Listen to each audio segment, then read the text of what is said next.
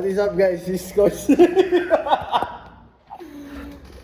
Kasama ko si Coach Carl. Ang top 1 Badge. basher. Top badge. Wala pa yung top 1 badge ko, di pa nire-release. Yeah boy. Nag-uusap kasi kami kanina. Ngayon pala nag-uusap kami. Ayaw niya raw mag-content. Ayaw niya raw ng ganito mga vlog. So, para meron na. Ayan na. Huwag mo na lang tignan yung camera, pre, para makapag-usap tayo ng normal. Yo, yan. Eto kasi, pre, para na may idea yung nanonood. Na-explain ko sa kanya yung pagiging content creator ko now. Nandito kami ngayon kay Ben Francis. Yan. CEO ng Gymshark. Si Idol. Ito kasi idea doon, pre. Sa totoo lang, pre. Nahiya ako mag-vlog. Kasi minsan, puta, syempre, papasok din sa isip mo, baka nga i-bash ka. Totoo naman yun, tol.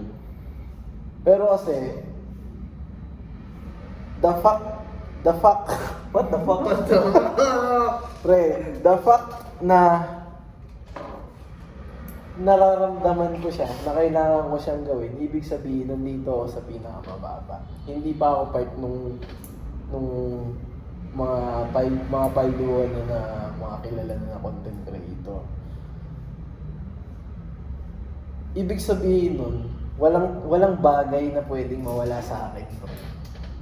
Kasi nga underdog ako eh. Kahit anong i-release ko, kahit pa magmukha akong tanga, okay lang yun, tol. Okay lang yun, tol. Okay lang yun, tol. Gets mo? Gets. Kaya kahit anong i-release ko, puta, kahit mukha akong tanga, kahit parang kung ano pinagsasabi ko, di naman ako expert, di naman ako registered physical therapist.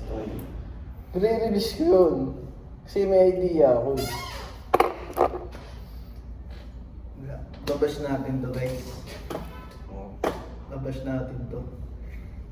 Meeting pala namin. Mga 3:20 coach. 3:20 coach. Exact. Wait lang. Yan. Kasi wala namang mawawala sa atin, pre. Gets mo? Yung buhay natin nasa laylayan tayo, pre. Squatter tayo sa paningin ng mga fucking OG, fucking alphas. Tailan tayo. Kailangan natin promote talaga ng sulit. Yun talaga yun. Kailangan na natin mag-promote ng Sweet Bonanza. Sirain natin yung buhay ng milyon-milyon Pilipino. Trabaho lang. Trabaho lang. Ay, sama talaga ng sama ng... Gamble responsibly. Mali yun. Ay, nag-offer na 1.5M 1.5M. per month. G. Click nyo lang yung link below. May link below. Click nyo lang yung link below. Papaisip ka. Siyempre, Tucho, 1.5 yun, tapos tatagir mo. Kaysa may pagkain na kayo sa matagal na panahon. Pero syempre, di natin gagawin yun. Masama magsugal. Porket may camera, pre. Masama magsugal. Click nyo lang Yung link pag magsusugal. I-link na lang namin.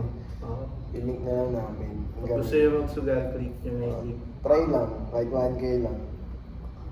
Siyempre, madali lang ba ito? Times 1,000 yun.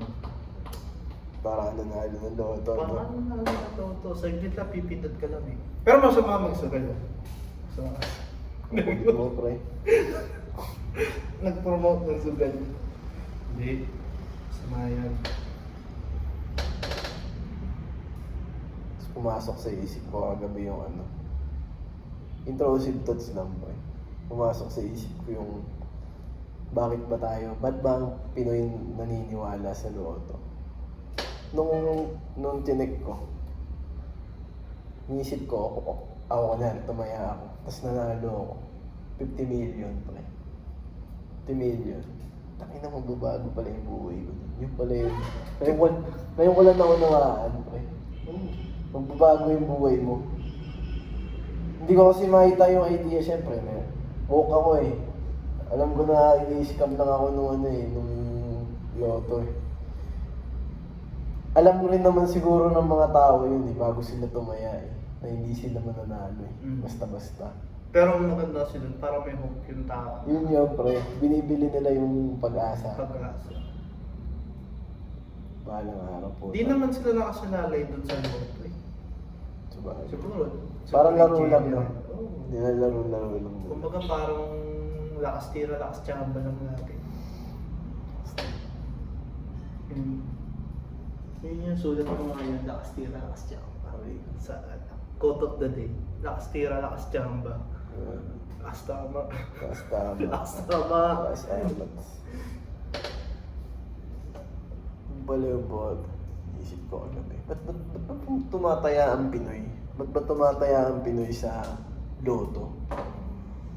Kaya huwag na kayo magsugal. Tumaya na lang kayo sa loto. Ganun din, ganun. Ganun din naman eh. Pero yung one time, big time yun. Oo. Puta, instant millionaire ka talaga dun. Stonks ka ng times 1,000.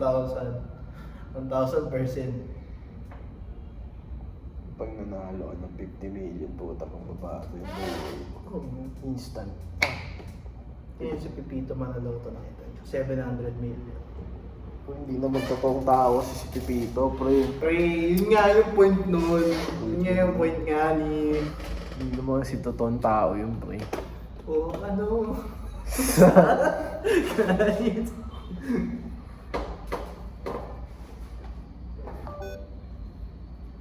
Ulit naman eh. Pero kung ako napakontent ako, anong gusto mong makita? Pre, alam ko na kasi yung mga content mo. Masipag ka mag-edit. Hindi ka katulad ko na, tiga mo, nandito lang sa gilid doon, naka-play lang. Yung malakas ako.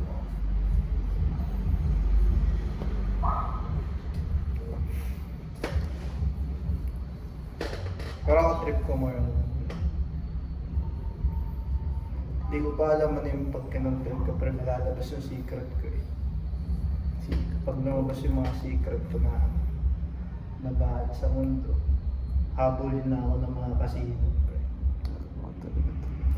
Habulin na ako ng kasino. I like your content, kid. I like that. Rico. Speaking of, may tropa nga pala ako na pwede dyan. Sila mismo yung nag-aalok eh. Siguro na sasabihin dito. Sila mismo yung nag-aalok. Tatlo lang yung tropa niya. Tatlo lang yung tropa. Hanapin niyo na lang sa tatlo. Hanapin niyo lang sa tatlo yung tropa niya. Yung part pala siya nun, yung pala yung pinaka-trabaho na naalala ko. So pag, kunyari, medyo sumikat-sikat tayo. Pwede tayo lumapit doon. Instant sugal yun. Instant millionaire. Lalive-live na tayo doon. Hey, Background eh, ito. Sa pipin. trabaho lang. Mukhang pera, no? Artista nga eh. Diba? O-promote eh. Mali. O-promote sila ng dude! Hindi niya kasi i-flip to eh, kaya ako na lang mag-flip sa sarili ko. Sila ano, sila tut! Tsaka sila tut! Tuloy-tuloy lang total. Hindi niya yung flip. Ako na mag-flip sa sarili ko.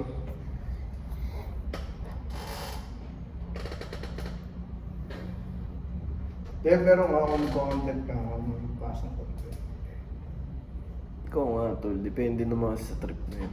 Basta wag pilit. Yung totoong ikaw, pre. Pwede yan. Ganun. Wala namang kailangan na parang lagi, astig ka eh. Yes, tignan ko eh. Lagi dapat astig ka. Astig lagi. Astig lagi. Lagi. Pupunta lang ng gym, nakatoksido pa, para lang may content. Pero naka-short pa rin. May short. Bali. Mga ganito. Ganyan ata eh. Sige na, mamaya na ulit.